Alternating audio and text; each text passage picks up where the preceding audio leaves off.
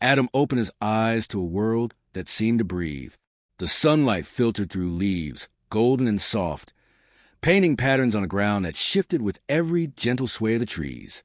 Yet, even as he marveled at the beauty surrounding him, a subtle unease prickled at the edge of his consciousness. He could not remember a time when the world had not been this alive, this perfect, this purposeful, and yet he felt an emptiness, as if some vital piece of knowledge had been withheld.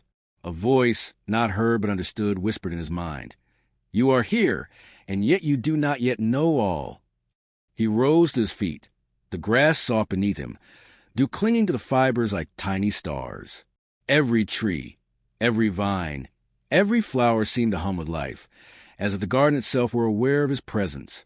Rivers sparkled, winding to the land like threads of silver, and the wind carried the scent of blossoms he could not name. He realized that he was not alone.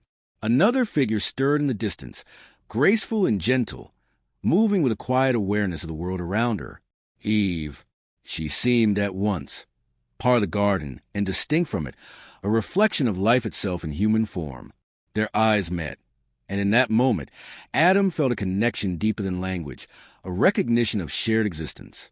Words were unnecessary, yet the understanding was immediate. They were companions, born not of the world, but as its stewards, its caretakers, its inheritors. God had formed them from the dust, breathed life into them, and placed them in the garden, a sanctuary of abundance and harmony. And for a time, all was good. The days passed, gentle and measured. Adam and Eve walked together, naming the animals, observing the birds as they took flight, listening to the rivers as they sang over rocks. They marveled at the towering trees, the flowers that burst with color, the fruits that hung heavy and perfect. Each discovery was a thrill, yet beneath their joy lay a growing curiosity. There was one tree that they noticed above all others, its trunk straight and proud, its branches heavy with fruit unlike any they had seen. The tree of knowledge of good and evil. Its presence was at once magnetic and forbidding, drawing their eyes even as a quiet warning lingered in their hearts. God's voice had spoken to them clearly when they arrived.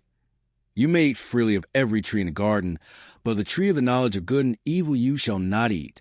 For the day that you eat of it, you will surely die." The words had been calm, yet final, a boundary within paradise. Adam and Eve obeyed at first, but the tree lingered in their thoughts, as if it held the key to understanding what they could not yet grasp. Curiosity is a flame that even perfection cannot extinguish. One morning, as the dew still clung to the leaves, Eve wandered near the forbidden tree. The fruit glimmered in the sunlight, a color she could not name, its skin flawless and inviting.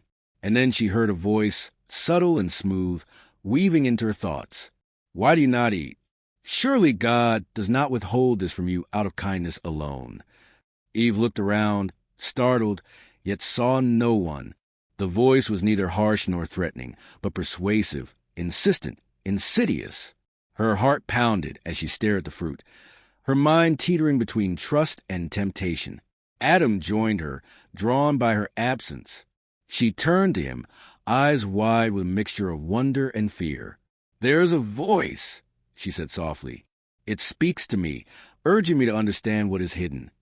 Adam took her hand, strong yet trembling. "We must obey. God has given us this garden. We must trust him." But even as he spoke, the words sounded fragile, as if the knowledge they had yet to gain called to them louder than the caution in their hearts. The serpent, cunning and patient, slithered silently nearby, observing. It had waited for this moment, for the flicker of doubt, the curiosity that all beings carry. "You will not die," it whispered, its voice silky and persuasive.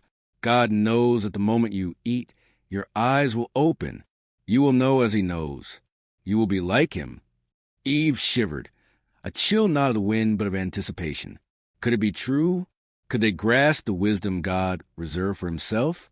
And so, with trembling fingers, Eve plucked a single fruit. Its skin was warm, almost pulsating with life, as if it were aware of her choice. She took a bite, and then another, her mind expanding with a sudden, terrifying clarity. She saw the world differently, the balance of right and wrong, the cost of choice, the weight of knowledge. She turned to Adam, offering the fruit, and he hesitated. In that pause, the garden seemed to hold its breath. Every leaf, every creature, every whisper wind waited for what would come next. Adam reached for the fruit, and the moment he tasted it, the world changed. Their innocence was gone, replaced by understanding and fear, a duality that had not existed before. They heard the voice of God walking in the garden in the cool of the day, and panic seized them. They hid among the trees, shame and confusion gripping their hearts. The harmony of paradise had fractured, and the weight of choice pressed down upon them. God's voice called to them, not with anger but with sorrow, a sorrow that carried the weight of eternity. "Where are you?" he asked.